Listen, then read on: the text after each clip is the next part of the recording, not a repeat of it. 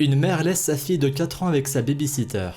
2 heures plus tard, elle reçoit un message glaçant. L'adolescence est un âge auquel on a envie de se rebeller contre les règles établies par nos parents et par la société. Les adolescents cherchent à s'affranchir de l'autorité de leurs parents, mais en même temps, il est difficile pour eux de se détacher complètement de leur famille puisqu'elle les rattache à leur enfance. C'est pour cette raison que les adolescents ont un comportement souvent imprévisible et surprenant. Et d'ailleurs, ils sont souvent incompris puisque les adultes les considèrent comme trop paresseux, trop impulsifs ou trop accros à leur téléphone portable. Et pourtant, certains adolescents sont tout à fait capables de se comporter en adulte et de faire preuve d'une grande responsabilité dans les moments où il le faut. Nous allons aujourd'hui voir une mère qui a laissé sa fille de 4 ans entre les mains de sa babysitter. Quelques heures plus tard, elle a reçu un message qui lui a glacé le sang. Sarah fait partie de ces adolescents qui sont parfaitement capables de se comporter comme des adultes. À 14 ans, elle gardait régulièrement Zoé, sa nièce de 4 ans, qui habitait près de chez elle. Un après-midi, la mère de Sarah a demandé à sa fille de garder encore une fois la petite Zoé. Sarah était ravie, car elle adorait garder sa nièce. L'après-midi s'annonçait tout ce qu'il y a de plus banal. Sarah et Zoé étaient assis dans le salon de la maison, des jouets éparpillés autour d'elle, la télévision allumée sur une chaîne de dessins animés. C'était une journée normale, et rien ne pouvait laisser penser à Sarah que quelque chose d'inhabituel allait arriver. Et pourtant, aux alentours de 3h30, l'adolescente entendit quelqu'un frapper à la porte. Elle fronça les sourcils, intriguée. Les parents de Zoé ne devaient pas rentrer avant quelques heures. Et elle ne voyait vraiment pas qui aurait pu leur rendre visite cet après-midi-là. Elle se posait alors la question que n'importe quelle adolescente se serait posée à sa place. Devait-elle aller ouvrir la porte ou devait-elle attendre que la personne s'en aille? Sarah avait un peu peur, alors elle préféra choisir l'option la plus sûre, celle de ne pas ouvrir la porte. Mais la personne qui se trouvait sur le palier continua à toquer avec insistance, et au bout de quelques minutes, l'adolescente trouva cela vraiment agaçant. Elle céda finalement à la curiosité et se leva avant de se diriger vers la porte pour regarder par le trou de la serrure. Sur le pas de la porte se trouvait un homme qu'elle ne connaissait absolument pas. Il ne portait pas d'uniforme officiel comme celui d'un officier de police ou d'un pompier, et il n'était pas non plus habillé en costard comme le serait un commercial cherchant à vendre un produit au porte-à-porte. Sarah trouva cela très louche, et elle décida de ne pas ouvrir. Soudain,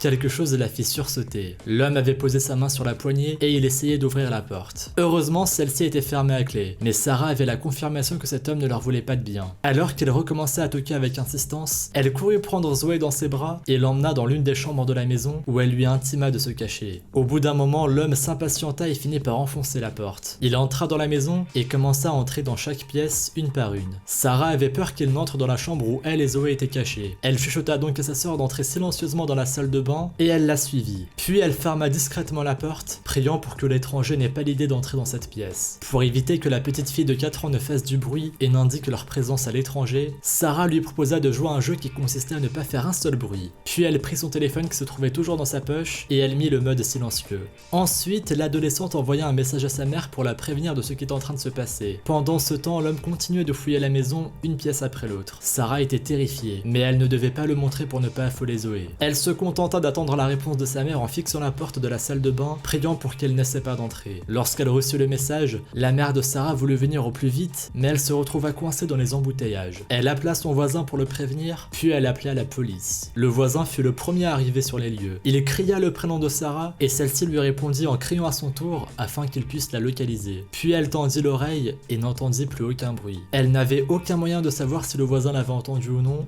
et si l'intrus était toujours dans la maison. Peu après, la police arriva sur les lieux. Malheureusement, le voleur était déjà parti et il avait laissé beaucoup de dégâts derrière lui. Lorsque la famille de Sarah est enfin arrivée à la maison, chacun s'est assuré que l'adolescente et la fillette allaient bien et qu'il y avait eu plus de peur que de mal. Les parents de Sarah étaient extrêmement fiers de leur fille. Celle-ci avait gardé son sang-froid et elle avait fait les bons choix, si bien qu'elle avait réussi à sauver sa propre vie et celle de sa nièce. Elle avait agi comme une adulte l'aurait fait.